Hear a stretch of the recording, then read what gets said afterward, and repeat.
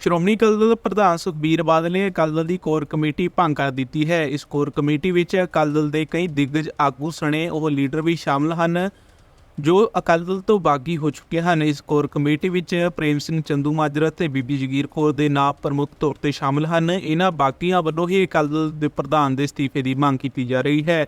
ਇਸ ਦੀ ਇੱਕ ਸ਼ਿਕਾਇਤ ਵੀ ਸ਼੍ਰੀ ਅਕਾਲ ਤਖਤ ਸਾਹਿਬ ਨੂੰ ਸੌਂਪੀ ਗਈ ਸੀ, ਜਿਸ ਤੋਂ ਬਾਅਦ ਅਕਾਲੀ ਦਲ ਪ੍ਰਧਾਨ ਸੁਖਬੀਰ ਬਾਦਲ ਨੇ ਖੁਦ ਇੱਕ ਟਵੀਟ ਕਰਕੇ ਜਾਣਕਾਰੀ ਦਿੱਤੀ ਸੀ ਕਿ ਉਹ ਸ਼੍ਰੀ ਅਕਾਲ ਤਖਤ ਸਾਹਿਬ ਵਿਖੇ ਇੱਕ ਨਿਮਾਣੇ ਸਿੱਖ ਵਜੋਂ ਨਤਮਸਤਕ ਹੋਣਗੇ। ਸੁਖਬੀਰ ਬਾਦਲ ਨੇ ਕੋਰ ਕਮੇਟੀ ਭੰਗ ਕਰਨ ਦਾ ਫੈਸਲਾ ਅਜਿਹੇ ਸਮੇਂ ਵਿੱਚ ਲਿਆ ਜਦੋਂ ਅਜੇ ਅਕਾਲ ਤਖਤ ਸਾਹਿਬ ਜਾਣਾ ਹੈ। ਹੁਣ ਦੇਖਣਾ ਹੋਵੇਗਾ ਕਿ ਅਕਾਲੀ ਦਲ ਦੀ ਨਵੀਂ ਕੋਰ ਕਮੇਟੀ ਦਾ ਗਠਨ ਕਦੋਂ ਹੁੰਦਾ ਹੈ ਤੇ ਇਸ ਵਿੱਚ ਕਿਸ ਨੂੰ ਥਾਂ ਮਿਲਦੀ ਹੈ। ਵਿੱਤ ਮੰਤਰੀ ਨਿਰਮਲਾ ਸੀਤਾਰਮਨ ਨੇ ਨੌਕਰੀ ਪੇਸ਼ਾ ਲੋਕਾਂ ਨੂੰ ਵੱਡੀ ਰਾਹਤ ਦੇਣ ਦੀ ਕੋਸ਼ਿਸ਼ ਕੀਤੀ ਹੈ। ਬਜਟ ਭਾਸ਼ਣ 'ਚ ਵਿੱਤ ਮੰਤਰੀ ਨੇ ਇਨਕਮ ਟੈਕਸ ਨੂੰ ਲੈ ਕੇ ਵੱਡਾ ਐਲਾਨ ਕੀਤਾ ਹੈ। ਸਰਕਾਰ ਨੇ ਬਜਟ ਵਿੱਚ ਮੱਧ ਵਰਗ ਨੂੰ ਵੱਡੀ ਰਾਹਤ ਦਿੱਤੀ ਹੈ। ਨਵੀਂ ਟੈਕਸ ਵਿਵਸਥਾ ਵਿੱਚ ਸਟੈਂਡਰਡ ਡਿਡਕਸ਼ਨ 50,000 ਰੁਪਏ ਤੋਂ ਵਧਾ ਕੇ 75,000 ਰੁਪਏ ਕਰ ਦਿੱਤੀ ਗਈ ਹੈ। ਇਸ ਨਾਲ ਨਵੀਂ ਟੈਕਸ ਵਿਵਸਥਾ ਵਿੱਚ 7.75 ਲੱਖ ਰੁਪਏ ਦੀ ਆਮਦਨ ਟੈਕਸ ਮੁਫਤ ਹੋਵੇਗੀ। ਇਸ ਨਾਲ 17.5 ਹਜ਼ਾਰ ਰੁਪਏ ਦਾ ਲਾਭ ਹੋਵੇਗਾ। ਵਿੱਤ ਮੰਤਰੀ ਨਿਰਮਲਾ ਸੀਤਾਰਮਨ ਨੇ ਇਹ ਐਲਾਨ ਕੀਤਾ ਹੈ ਕਿ ਆਮਦਨ ਟੈਕਸ ਨੂੰ ਸੌਖਾ ਕੀਤਾ ਜਾਵੇਗਾ। TDS ਦਾ ਸਮੇਂ ਸਿਰ ਭੁਗਤਾਨ ਨਾ ਕਰਨਾ ਹੁਣ ਅਪਰਾਧ ਨਹੀਂ ਹੋਵੇਗਾ। ਵਿੱਤ ਮੰਤਰੀ ਨਿਰਮਲਾ ਸੀਤਾਰਮਨ ਨੇ ਕਿਹਾ ਕਿ ਸਟੈਂਡਰਡ ਡਿਡਕਸ਼ਨ ਨੂੰ 50,000 ਰੁਪਏ ਤੋਂ ਵਧਾ ਕੇ 75,000 ਰੁਪਏ ਕਰ ਦਿੱਤਾ ਗਿਆ ਹੈ। ਇਸ ਤੋਂ ਇਲਾਵਾ 0 ਤੋਂ 3 ਲੱਖ ਰੁਪਏ ਤੱਕ ਕੋਈ ਟੈਕਸ ਨਹੀਂ ਦੇਣਾ ਪਵੇਗਾ। 3 ਤੋਂ 7 ਲੱਖ ਰੁਪਏ ਲਈ 5%, 7 ਤੋਂ 10 ਲੱਖ ਰੁਪਏ ਲਈ 10%, 10 ਤੋਂ 12 ਲੱਖ ਰੁਪਏ ਲਈ 15%, 12 ਤੋਂ 15 ਲੱਖ ਰੁਪਏ ਤੱਕ 20% ਟੈਕਸ ਦੇਣਾ ਪਵੇਗਾ। 15 ਲੱਖ ਰੁਪਏ ਤੋਂ ਵੱਧ ਦੀ ਤਨਖਾਹ ਤੇ 30% ਟੈਕਸ ਲੱਗੇਗਾ। In the new tax regime, the tax rate structure is proposed to be revised as follows: 0 to 3 lakh rupees, nil; 3 to 7 lakh rupees, 5%; 7 to 10 lakh rupees, 10%; 10 to 12 lakh rupees, 15%; 12 to 15 lakh rupees, 20%; and above 15 lakh rupees, 30%. As a result of these changes, a salaried employee in the new tax regime stands to save up to 17,500 rupees in income tax.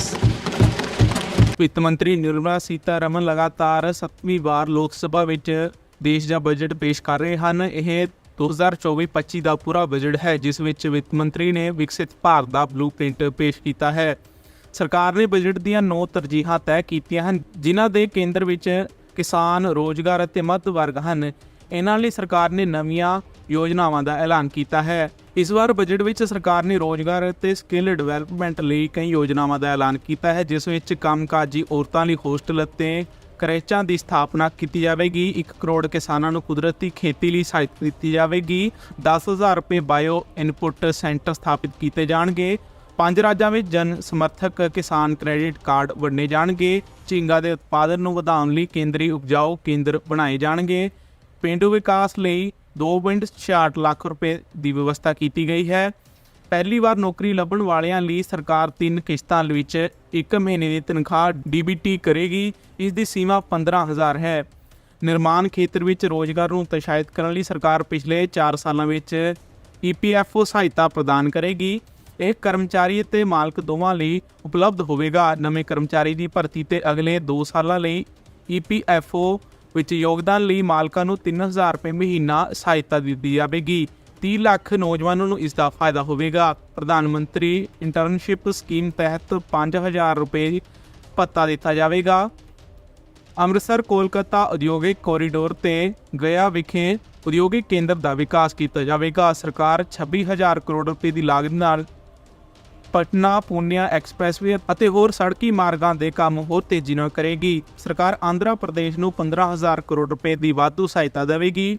India post payment bank ਦੀਆਂ 100 ਤੋਂ ਵੱਧ ਸ਼ਾਖਾਵਾਂ ਉੱਤਰ ਪੂਰਬੀ ਰਾਜਾਂ ਵਿੱਚ ਸਥਾਪਿਤ ਕੀਤੀਆਂ ਜਾਣਗੀਆਂ। ਮੁਦਰਾ ਯੋਜਨਾ ਤਹਿਤ ਲੋਨ ਦੀ ਸੀਮਾ 10 ਲੱਖ ਰੁਪਏ ਤੋਂ ਵਧਾ ਕੇ 20 ਲੱਖ ਰੁਪਏ ਕਰ ਦਿੱਤੀ ਗਈ ਹੈ। ਮੈਨੂਫੈਕਚਰਿੰਗ ਸੈਕਟਰ ਵਿੱਚ MSME ਲਈ ਲੋਨ ਗਰੰਟੀ ਸਕੀਮ ਸ਼ੁਰੂ ਕੀਤੀ ਜਾਵੇਗੀ। 100 ਕਰੋੜ ਰੁਪਏ ਤੱਕ ਦੇ ਕਰਜ਼ੇ ਲਈ ਕੋਈ ਵੀ ਗਰੰਟੀ ਦੀ ਲੋੜ ਨਹੀਂ ਹੋਵੇਗੀ। ਪ੍ਰਧਾਨ ਮੰਤਰੀ ਆਵਾਸ ਯੋਜਨਾ ਸ਼ਹਿਰੀ 2.0 ਦੇ ਤਹਿਤ 10 ਲੱਖ ਕਰੋੜ ਰੁਪਏ ਦੇ ਨਿਵੇਸ਼ ਨਾਲ 1 ਕਰੋੜ ਪਰਿਵਾਰਾਂ ਨੂੰ ਘਰ ਮੁਹੱਈਆ ਕਰਵਾਏ ਜਾਣਗੇ। ਸਰਕਾਰ ਸ਼ਹਿਰੀ ਘਰਾਂ ਲਈ ਸਸਤੀਆਂ ਦਰਾਂ ਤੇ ਕਰਜ਼ਿਆਂ ਲਈ ਵਿਆਜ ਸਬਸਿਡੀ ਸਕੀਮ ਲਿਆਵੇਗੀ। ਪੰਜਾਬ ਵਿੱਚ ਜਿੱਥੇ ਭਿਆਨਕ ਗਰਮੀ ਦਾ ਦੌਰ ਲਗਾਤਾਰ ਜਾਰੀ ਹੈ, ਉੱਥੇ ਸੂਬੇ ਦੇ ਕਈ ਜ਼ਿਲ੍ਹਿਆਂ ਵਿੱਚ ਰੁਕ-ਰੁਕ ਕੇ ਬਾਰਿਸ਼ ਹੋ ਰਹੀ ਹੈ। ਮੌਸਮ ਵਿਭਾਗ ਦਾ ਕਹਿਣਾ ਹੈ ਕਿ ਮਾਨਸੂਨ ਇੱਕ ਵਾਰ ਫਿਰ ਸਰਗਰਮ ਹੋ ਰਿਹਾ ਹੈ। ਅਗਲੇ ਦਿਨਾਂ ਵਿੱਚ ਬਾਰਿਸ਼ ਦਾ ਸਿਲਸਿਲਾ ਜਾਰੀ ਰਹਿ ਸਕਦਾ ਹੈ। ਮੌਸਮ ਵਿਭਾਗ ਵੱਲੋਂ ਤਾਜ਼ਾ ਜਾਣਕਾਰੀ ਮਿਲੀ ਹੈ। ਮੌਸਮ ਵਿਭਾਗ ਨੇ ਪੰਜਾਬ ਵਿੱਚ 24 ਜੁਲਾਈ ਨੂੰ ਵੀ ਮੀਂਹ ਪੈਣ ਦੀ ਪੇਸ਼ੀਨਗੋਈ ਕੀਤੀ ਹੈ। ਇਸ ਲਈ ਔਰੇਂਜ ਅਲਰਟ ਜਾਰੀ ਕੀਤਾ ਗਿਆ ਹੈ। ਦੱਸਦੇ ਕਿ ਇੱਥੇ ਖਾਸ ਤੌਰ ਤੇ ਦੱਸਣਯੋਗ ਹੈ ਕਿ ਪੰਜਾਬ ਵਿੱਚ ਮਾਨਸੂਨ ਮੱਠਾ ਹੋਣ ਅਤੇ ਮੀਂਹ ਨਾ ਪੈਣ ਕਰਕੇ ਲੋਕਾਂ ਨੂੰ ਅੱਤ ਦੀ ਗਰਮੀ ਦਾ ਸਾਹਮਣਾ ਕਰਨਾ ਪੈ ਰਿਹਾ ਹੈ। ਉਧਰ ਝੋਨੇ ਦੀ ਲੁਆਈ ਕਰ ਚੁੱਕੇ ਕਿਸਾਨਾਂ ਨੂੰ ਵੀ ਧਰਤੀ ਹੇਠਲੇ ਪਾਣੀ ਅਤੇ ਨਹਿਰੀ ਪਾਣੀ ਤੇ ਟੇਕ ਰੱਖਣੀ ਪੈ ਰਹੀ ਹੈ। ਫਰਵਰੀ ਮਹੀਨੇ ਤੋਂ ਸ਼ੰਭੂ ਬਾਰਡਰ ਤੇ ਬੈਠੇ ਕਿਸਾਨਾਂ ਦੀਆਂ ਉਮੀਦਾਂ ਤੇ ਪਾਣੀ ਫਿਰ ਗਿਆ, ਜਦੋਂ ਉਹਨਾਂ ਨੂੰ ਬਜਟ ਵਿੱਚ ਘੱਟੋ ਘੱਟ ਸਮਰਥਨ ਮੁੱਲ ਦੀ ਗਰੰਟੀ ਐਕਟ ਲਈ ਕੋਈ ਵੀ ਹਿੱਸਾ ਨਹੀਂ ਮਿਲਿਆ। ਕਿਸਾਨ ਮਜ਼ਦੂਰ ਸੰਘਰਸ਼ ਕਮੇਟੀ ਦੇ ਆਗੂ ਸਰਵਨ ਸਿੰਘ ਪੰਧੇਰ ਨੇ ਇਸ ਨੂੰ ਨਿਰਾਸ਼ਾਵਾਦੀ ਬਜਟ ਦੱਸਿਆ। ਕਿਸਾਨ ਆਗੂ ਸਰਵਨ ਪੰਧੇਰ ਨੇ ਬਜਟ ਤੇ ਤਿੱਖੀ ਪ੍ਰਤੀਕਿਰਿਆ ਦਿੰਦਿਆਂ ਕਿਹਾ ਕਿ ਵਿੱਤ ਮੰਤਰੀ ਨਿਰਮਲਾ ਸੀਤਾਰਮਨ ਨੇ ਲਗਾਤਾਰ 7ਵੀਂ ਵਾਰ ਬਜਟ ਪੇਸ਼ ਕਰਕੇ ਰਿਕਾਰਡ ਬਣਾਇਆ ਹੈ।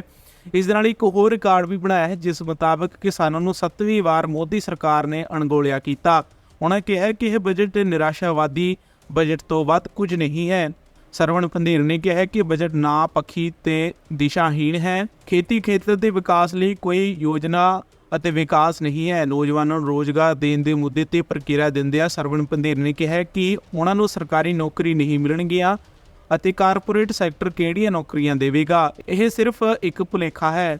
ਜਿਵੇਂ ਤੁਹਾਨੂੰ ਪਤਾ ਇਸ ਸਵੇਰ ਤੋਂ ਇਹ ਗੱਲਾਂ ਚੱਲ ਰਹੀਆਂ ਸੀ ਮੀਡੀਆ ਦੇ ਵਿੱਚ ਵੀ ਮੋਦੀ ਸਰਕਾਰ ਦਾ ਇਹ 11ਵਾਂ ਇਤਿਹਾਸਕ ਬਜਟ ਹੈਗਾ ਵਾ, ਪਰ ਇਹ ਵੀ ਇੱਕ ਇਤਿਹਾਸ ਰਚਿਆ ਜਾ ਰਿਹਾ ਵੀ ਦੇਸ਼ ਦੇ ਕਿਸਾਨਾਂ ਮਜ਼ਦੂਰਾਂ ਨੂੰ ਲਈ ਵੀ ਇੱਕ ਇਤਿਹਾਸਕ ਬਜਟ ਹੈ। ਉਹਨੂੰ 11ਵੀਂ ਵਾਰ ਵੀ ਇਸ ਬਜਟ ਤੋਂ ਨਿਰਾਸ਼ਾ ਹੋਈ ਹੈ। ਦੇਖੋ, ਸਾਡੀ ਜਿਹੜੀ ਕਿਸਾਨਾਂ ਤੇ ਖੇਤ ਮਜ਼ਦੂਰਾਂ ਦੀ ਆਬਾਦੀ ਲਗਭਗ ਪੇਂਡੂ ਭਾਰਤ ਦੇ ਵਿੱਚ 70% ਆ। 48 ਲੱਖ ਕਰੋੜ ਰੁਪਏ ਦਾ ਇਹ ਬਜਟ ਸੁਣਿਆ ਜਾ ਰਿਹਾ। ਇਹ ਜਿੰਨੀ ਰਕਮ 1.52 ਲੱਖ ਕਰੋੜ ਦੀ ਹੈ, ਇਹ 3% ਵੀ ਨਹੀਂ ਬਣਦੀ। ਹੁਣ ਜਿਹੜੇ ਬੰਦੇ ਨੂੰ 70 ਰੁਪਏ ਚਾਹੀਦੇ ਆ 100 ਚੋਂ, ਉਹਨੂੰ 3 ਰੁਪਏ ਦੇ ਕੇ ਕਿਹਾ ਜਾ ਰਿਹਾ ਉਹਦਾ ਵਿਕਾਸ ਹੋ ਜਾਊਗਾ। ਇਹ ਵਿਕਾਸ ਨਹੀਂ ਹੋਣਾ। ਔਰ ਇੰਨੀ ਰਕਮ ਦੇ ਵਿੱਚੋਂ ਕਿਹਾ ਜਾ ਰਿਹਾ ਵੀ ਨਵੇਂ ਬੀਜ ਵਾਤਾਨਕੂਲ ਦੇ ਹਿਸਾਬ ਨਾਲ ਉਹਨਾਂ ਦੀ ਖੋਜ ਵੀ ਕਰਾਂਗੇ, ਸਬਜ਼ੀਆਂ ਦੇ ਜਿਹੜੇ ਨਵੇਂ ਕਲਸਟਰ ਆ ਉਹ ਵੀ ਬਣਾਵਾਂਗੇ, 1 ਕਰੋੜ ਕਿਸਾਨਾਂ ਨੂੰ ਕੁਦਰਤੀ ਖੇਤੀ ਨਾਲ ਵੀ ਜੋੜਾਂਗੇ ਔਰ ਸਬਸਿਡੀਆਂ ਵੀ ਦਾਂਗੇ, ਪਿੰਡੂ ਵਿਕਾਸ ਵੀ ਹੋਊਗਾ।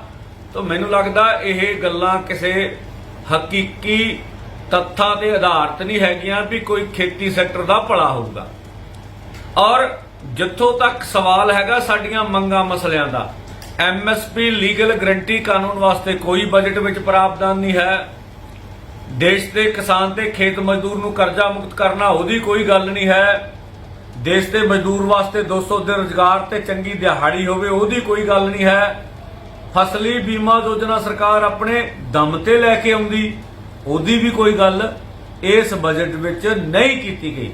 ਤਾਂ ਸਾਨੂੰ ਲੱਗਦਾ ਇਹ ਦਿਸ਼ਾਹੀਨ ਔਰ ਬਗੈਰ ਕੋਈ ਵਿਜ਼ਨ ਵਾਲਾ ਬਜਟ ਹੈਗਾ। ਖੇਤੀ ਸੈਕਟਰ ਵਿੱਚ ਸਰਕਾਰ ਦੇ ਆਪ ਦੇ ਸਰਵੇ ਆਏ ਆ ਵੀ ਖੇਤੀ ਸੈਕਟਰ ਵਿੱਚ ਕਿਸਾਨਾਂ ਦੀ ਗਿਣਤੀ ਘਟ ਰਹੀ ਆ। ਜਿਹੜਾ ਕੌਮਾਂਤਰੀ ਪੱਧਰ ਤੇ ਇਕਨੋਮਿਕਸ ਦਾ ਮਾਡਲ ਆ ਵੀ ਖੇਤੀ ਸੈਕਟਰ ਤੋਂ ਕਿਸਾਨਾਂ ਨੂੰ ਬਾਹਰ ਕੱਢਣਾ ਵਾ, ਉਹੀ ਸਾਡੀ ਸਰਕਾਰ ਨੇ ਅਪਣਾਇਆ।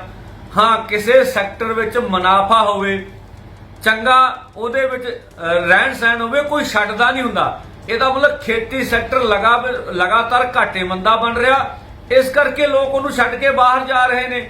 ਔਰ ਖੇਤੀ ਦੇ ਵਿਕਾਸ ਲਈ ਵੀ ਕੋਈ ਸਾਡੀ ਭਾਰਤ ਸਰਕਾਰ ਕੋਲ ਵਿਜ਼ਨ ਨਹੀਂ ਹੈ। ਇਸ ਕਰਕੇ ਕਿਸਾਨਾਂ ਲਈ ਇਹ ਬਜਟ ਨਿਰਾਸ਼ਤਾ ਵਾਲਾ ਬਜਟ ਆ। ਔਰ ਸਰਕਾਰ ਕੋ ਜਿਹੜੀ ਉਮੀਦ ਸੀ ਉਹ ਵੀ ਖਤਮ ਹੋ ਗਈ ਆ।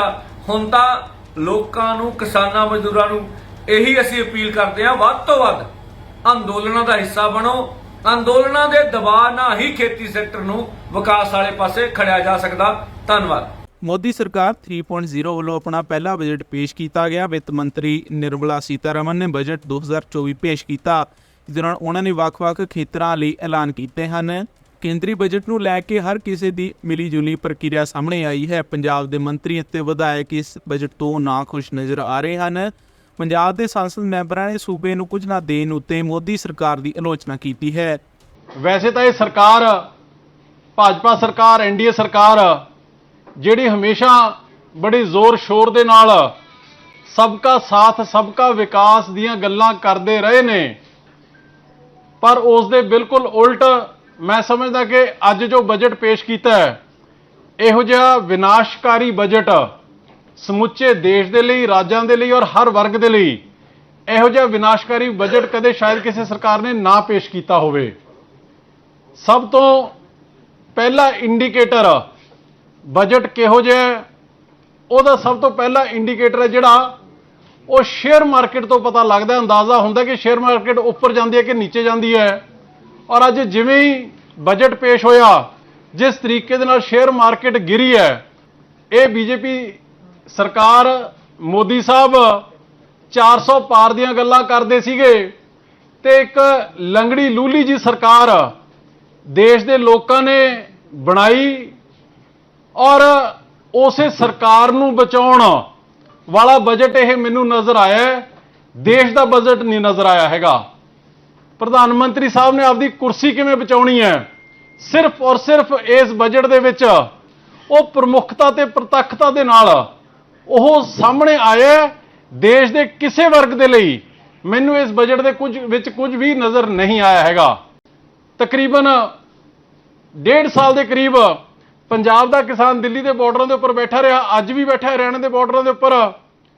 ਉਹਨਾਂ ਦੇ ਲਈ ਇੱਕ ਨਵਾਂ ਪੈਸਾ ਵੀ, ਕੋਈ ਸਪੈਸ਼ਲ ਗ੍ਰਾਂਟ ਜਾਂ ਏਡ ਪੰਜਾਬ ਦੇ ਕਿਸਾਨਾਂ ਨੂੰ ਨਹੀਂ ਦਿੱਤੀ ਗਈ ਹੈਗੀ। ਐਮਐਸਪੀ ਗਾਰੰਟੀ ਦੀ ਗੱਲ ਦੀ ਮੰਗ ਪੰਜਾਬ ਦਾ ਕਿਸਾਨ ਉਹ ਲੰਬੇ ਸਮੇਂ ਤੋਂ ਕਰਦਾ ਆ ਰਿਹਾ ਹੈ, ਪਰ ਐਮਐਸਪੀ ਦੀ ਗਾਰੰਟੀ ਦੇ ਲਈ ਇੱਕ ਵਰਡ ਵੀ, ਇੱਕ ਸ਼ਬਦ ਵੀ ਇਸ ਬਜਟ ਦੇ ਵਿੱਚ ਇਸ ਸਰਕਾਰ ਵੱਲੋਂ ਨਹੀਂ ਕਿਹਾ ਗਿਆ ਹੈਗਾ।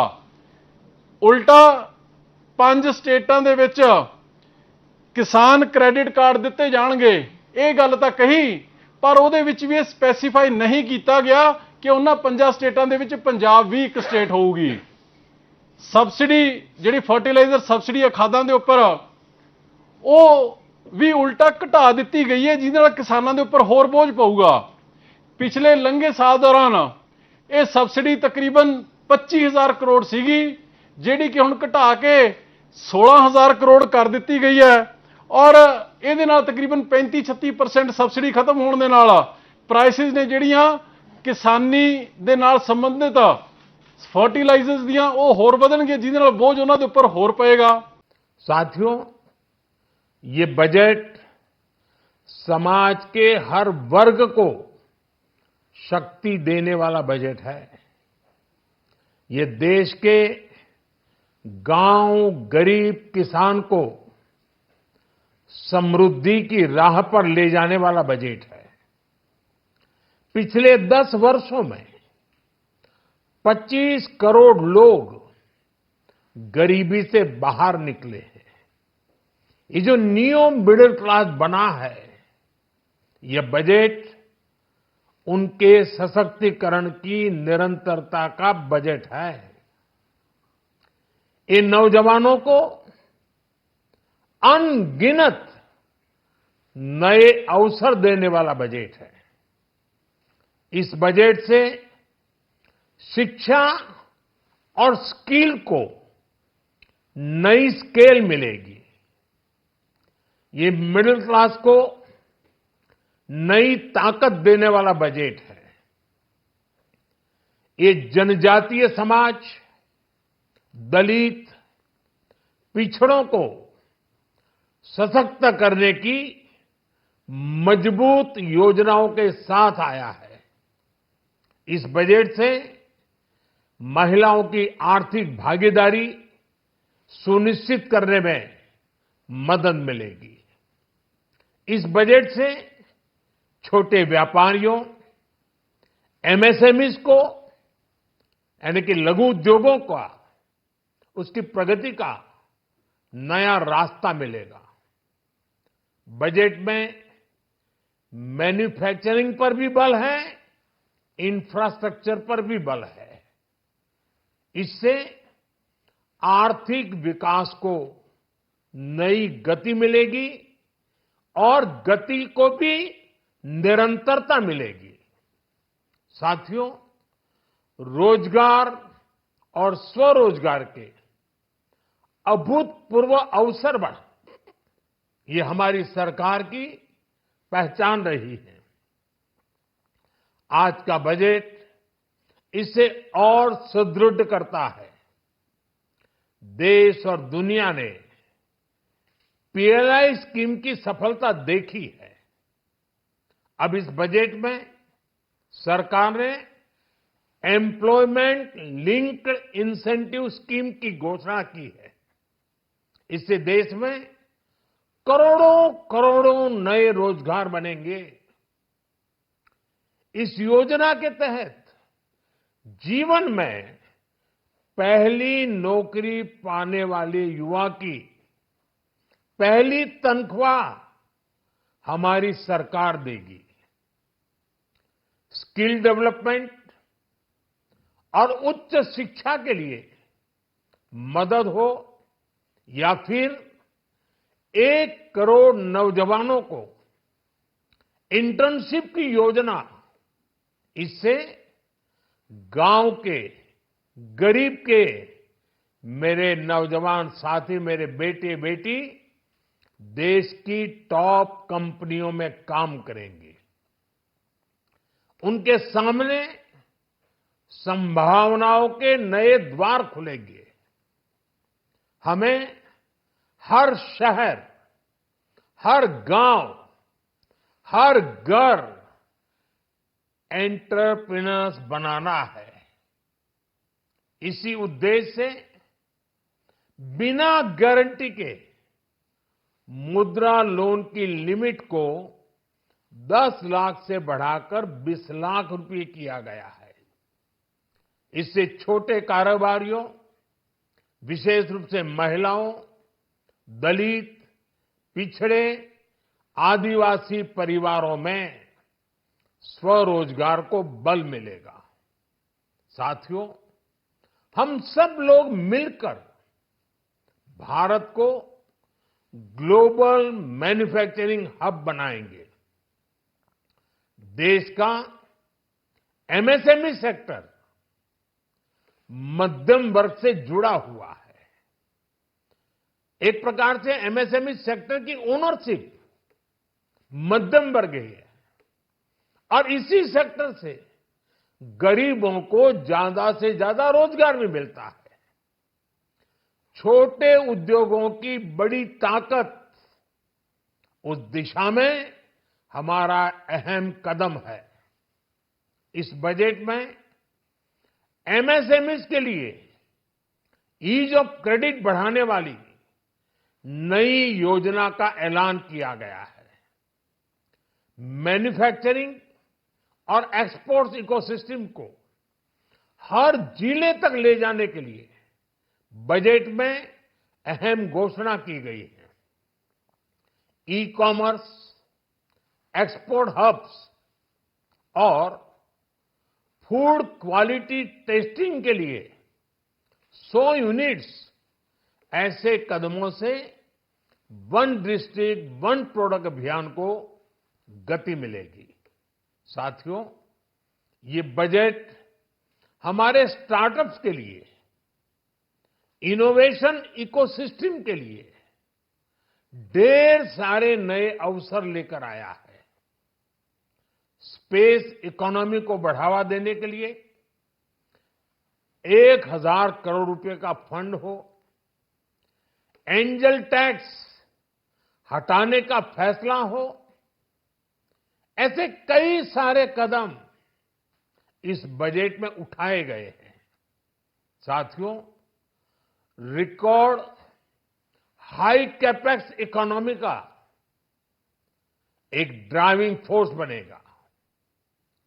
12 नए इंडस्ट्रियल नोड्स, देश में नए सैटेलाइट टाउन्स का विकास और 14 बड़े शहरों के लिए ट्रांजिट प्लान्स, इससे देश में नए इकोनॉमिक हब विकसित होंगे और बहुत बड़ी संख्या में नए रोजगार बनेंगे।